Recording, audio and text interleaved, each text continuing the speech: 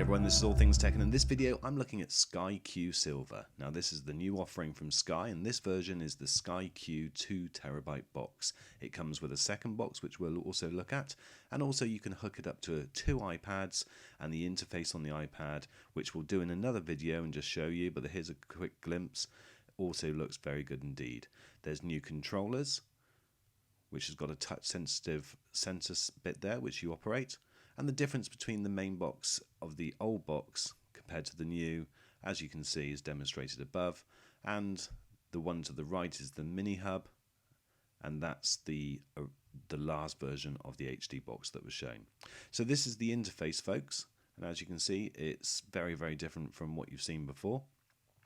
I think it looks really good. It's smart, it's crisp, and this is the main menu screen. Now, all of the similar items are there which were before, and if you just scroll through them, you can see that all the different channels are there, categorized and very easy to look at. Now this is catch up, and again you've got it in picture form, and it works very quickly, and all the main channels are there: ITV, Channel 4, Channel 5, as well as the Sky ones. In recordings, you'll see again it's this interface where they're going for pictures, and it's much more similar to Netflix, I guess, or other online streaming services where it's visually pleasing on the eye, but you can revert to a list, as you can see, and also you can look at the list for the scheduled recordings, which I think actually does work better than what it did previously. You can check out your downloading, if anything's downloading, the purchased, and also the disk space. And you can see that I've got, for instance, Spectre there, which is nearly 19 gigabytes. It's in Ultra HD, and you know, it hardly makes a dent on the 2 terabytes that you've got available. My Q, now I'll come on to that a little bit later, because you can hand off to your other machine or your iPad, which is a really nice feature. You've got box sets, which again you would expect to see all the nice visually pleasing front covers. You've got a 3D section and also Ultra HD. So guys, this box is Ultra HD, so if you have got a TV which is compatible to that, then you will be able to pick up the Ultra HD for box sets, for movies, and also for live sport. At the moment on Ultra HD, you can see that there's a fairly limited choice. These are the new premieres, and there's also others in Ultra HD as well, but the choice at the moment is fairly limited. Sky Store, obviously you can do exactly what you did before, but now you've also got the option of Ultra HD, and so you can download these movies to buy and to keep. The sports section, it's got nice, again, Ultra HD. Now, at the moment, there isn't any stored content that you can download in Ultra HD, so if you have missed a game, you can only watch the live games. TV shows, you know, well, this is in the kids section, which I quite like, actually, because it just groups them all together. So you've got TV shows, cinema, and things that you want to purchase for kids. There's also a music section as well, which works well. And online video, which again, you know, it's a nice little touch. I think that this is an area which certainly needs developing. It seems that James Corden's everywhere at the moment, so you've got all of his carpool karaoke's, and then you've got some other popular videos from the various online services. So in the settings, you've got your normal features that you'd expect. There is manual tuning as well if it's slightly out. There's a help section now where you can watch videos about the remote, about the touch, and just gives you a little bit of general information. But this bit I like here is the account details, where you can go in and look at your bills. I won't go into this section at the moment, but you can look at your latest bill, your usage since the last one, and what your latest subscription costs and things are. You can even look at engineer visits and see when the guy's supposedly coming round to see you. So let's head back up into the TV guide and we'll have a quick look at that. You've got your different sections that you'd expect, your all channels, HD, entertainment, documentaries, movies, sports, for instance, and they, you know, are very similar to how it was before, but just a slightly different layout. One of the nice features I like is when you're actually watching TV, you can bring up from the bottom the information, and then if you scroll to another channel, you'll see that it gives you the information, but it also shows you the live shot of that other channel coming on. If you want to record a program, then in the top right corner you'll see if you press it once it will record the series, twice it will record it once, and if you press it again, it will cancel the recording. To forward wind 24 hours, just press the forward wind button on the remote or the rewind button, and that will take you forward 24 hours or back. A lot of people online were struggling to see how you did that, so it's very, very simple.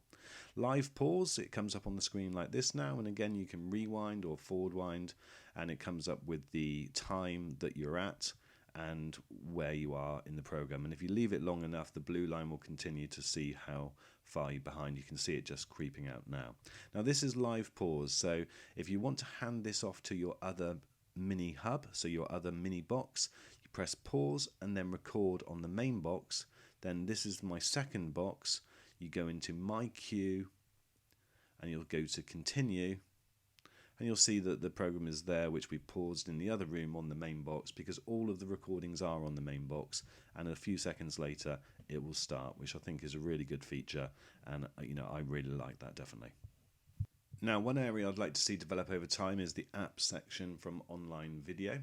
Now, as you can see, when you go into it, you've got YouTube or you've got Vivo, and that's just quite limited for this day and age, just to have those two services. One of the things that I thought was a little bit frustrating, and I'm waiting for Sky to come back to me, is that I think that the video from YouTube is not streamed in 4K.